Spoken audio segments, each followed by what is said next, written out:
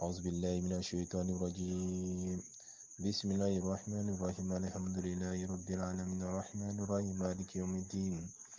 إياك نعبد وإياك نستعين اهدنا الصراط المستقيم صراط الذين أنعمت عليهم غير المغضوب عليهم ولا الضالين آمين.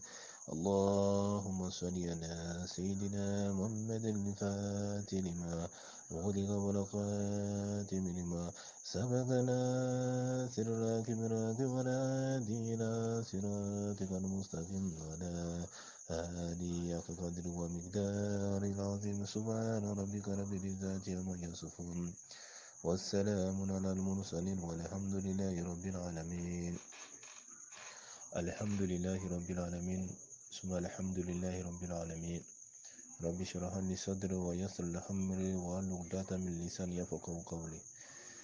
Alhamdulillah Rabbil Alamin. Nous remercions Allah subhanahu wa ta'ala, le créateur des cieux et des terres. Nous remercions Allah subhanahu wa ta'ala pour toutes ses grâces. Et nous demandons à Allah subhanahu wa ta'ala de prier sur son homme de créature que Mohammed sallallahu alayhi wa sallam. Et par nous demandons l'agrément pour notre Cheikh Hamad Tidiane. Et par nous demandons l'agrément pour notre Cheikh Ibrahim Agnès. Et par nous demandons l'agrément pour notre Cheikh bien-aimé Abdullah ibn Yahya Touredi Bissal Tolkorbi.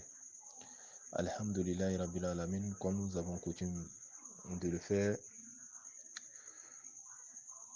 nous allons faire l'interprétation de quelques versets des Rouh Adab, l'ouvrage de Cheikh Ibrahim Agnès.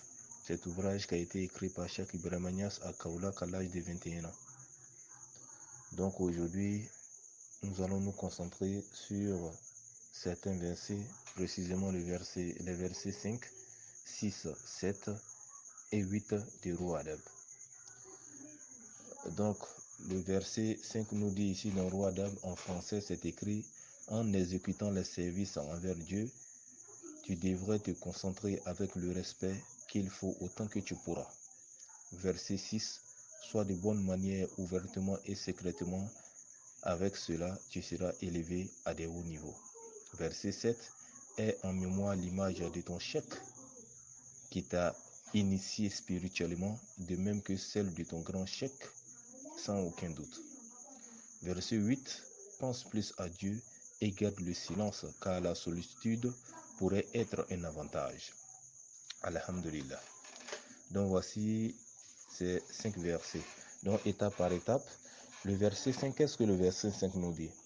Que en exécutant les services envers Dieu, tu devrais te concentrer avec le respect qu'il faut autant que tu pourras. Donc, avant de commencer les lazim et les wazifa ou bien les adra du mois, il y a ce qu'on appelle le maksadou. Il y a le doigt d'ouverture qu'on fait d'abord avant de commencer le zikr.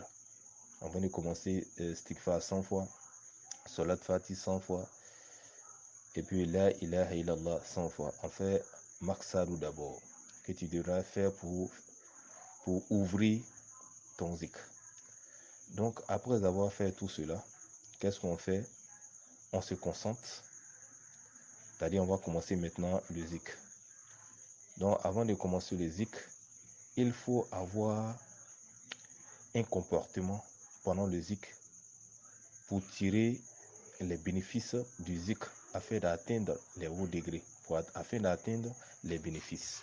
Donc nous allons parler de ces comportements-là. Donc il faut pratiquer ces comportements à la mesure de son possible. D'abord, qu'est-ce qu'on fait? On s'assoit d'abord en position taya. Donc pendant la prière, on prend une position qu'on appelle la position taya. Donc c'est cette position-là qui est autorisée. C'est cette position-là qui est demandée pendant les lazim et les wazifa. Mais particulièrement pour la wazifa, même si on ne prend pas cette position, arriver sur Jawharatul Kamal, 7e Jawharatul Kamal, il est recommandé de s'asseoir en position taya, parce que en ce moment-là, le prophète sallallahu alayhi wa sallam arrive. Voilà. Donc, en ce moment-là, on te demande d'avoir un comportement. Donc, il faut s'asseoir en position tailleur. Donc, Moussa Suleiman dit qu'il faut s'efforcer à adopter ces comportements. D'abord, qu'est-ce qu'on fait? Il faut considérer que ton chèque est devant toi. Donc, le comportement que tu adoptes devant ton chèque. Donc, lorsque tu fais ton zik, il faut avoir ce même comportement, le respect, la soumission, parce que tu considères que le chèque est devant toi. Donc, lorsque tu considères que le chèque est devant toi, il faut avoir en l'esprit l'image du chèque. Donc, cela facilite la concentration. Donc, à l'issue de cela, tu dois te concentrer. Et tu te concentres à cause de Dieu, seulement à cause de Dieu. Et lorsqu'on fait le zik, on ne bouge pas trop. On ne mange pas, on ne boit pas, on ne parle pas. On parle à condition que le chèque te parle, donc tu lui réponds. On parle lorsque tes parents te parlent. Mais lorsque ta femme te parle, tu peux seulement lui faire des gestes ou bien dire un mot et puis continuer. Mais la femme, à son tour, doit répondre à son mari. Voilà. Donc le verset 5 nous dit, il faut exécuter les services envers Dieu et tu devrais te concentrer avec le respect qu'il faut autant que tu pourras. Donc tous ces comportements favorisent ou bien occasionnent la concentration afin que le disciple puisse entrer dans la hadra d'Allah et bénéficier des bienfaits et des zikrs qu'on fait, Inch'Allah. Donc le verset 6 nous dit quoi? Le verset 6 nous dit, sois de bonne manière, ouvertement et secrètement, avec cela tu seras élevé à des hauts degrés, Inch'Allah.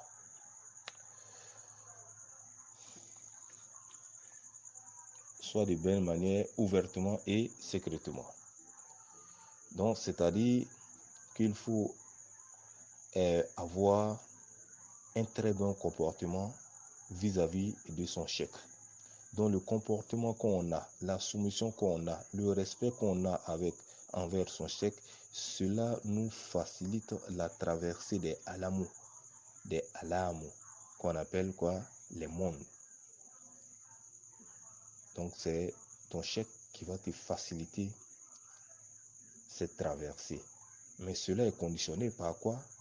Par le respect. Parce qu'on atteint les hauts degrés en fonction de l'amour qu'on a envers son chèque. Donc si tu as un mauvais comportement avec ton chèque, tu vas te limiter seulement que dans le premier monde. Qu'Allah nous préserve.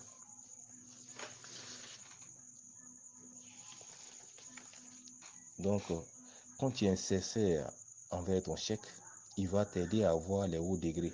Donc, il faut être sincère envers son chèque. Il faut se tourner vers la Qibla. Il faut se taire. Donc, ça, c'est le comportement apparent, c'est-à-dire le comportement qu'on a pendant les zikr. C'est ce qu'on appelle les bonnes manières ouvertement. Ouvertement, c'est-à-dire ce qu'on voit, ce qui est apparent. Donc lorsqu'on fait le zikr, la position qu'on prend, le fait de se tourner vers la Qibla, le fait de ne pas parler, de ne pas boire, de ne pas manger, tout ça, ce sont les comportements, mais ce sont les comportements qu'on appelle les bonnes manières ouvertement. Mais il y a aussi les bonnes manières secrètement. Donc on a dit que la religion islamique même est partagée en trois. On a d'abord la charia, la tarika et la hakika. Donc ce comportement-là, les bonnes manières secrètement se trouvent où? Dans la hakika. Donc c'est la hakika qui est, c'est dans la hakika qu'on aura, voilà, c'est dans la hakika qu'on aura les bonnes manières secrètement. Parce que pour avoir les réalités, pour avoir la réalité mohamédienne, il faut passer par quoi? Par la tarbiya. Donc pendant la tarbiya, le cheikh va te demander d'adopter un certain nombre de comportements afin d'obtenir la connaissance divine. Alors que la tarbiya se trouve où? Avec les disciples de Cheikh Ibrahima Niasse. Et Cheikh Ibrahima Niasse a dit que lui, celui qui ne va pas passer par lui, va s'arrêter en cours de chemin dans la connaissance d'Allah subhanahu wa ta'ala. Donc c'est la concentration qui te fera entrer dans la hadra d'Allah. Donc voici les bonnes manières ouvertement, les bonnes manières secrètement, les bonnes manières ouvertement. Là c'est le comportement qu'on a dans la tarika. Et secrètement c'est le comportement qu'on adopte dans la hakika.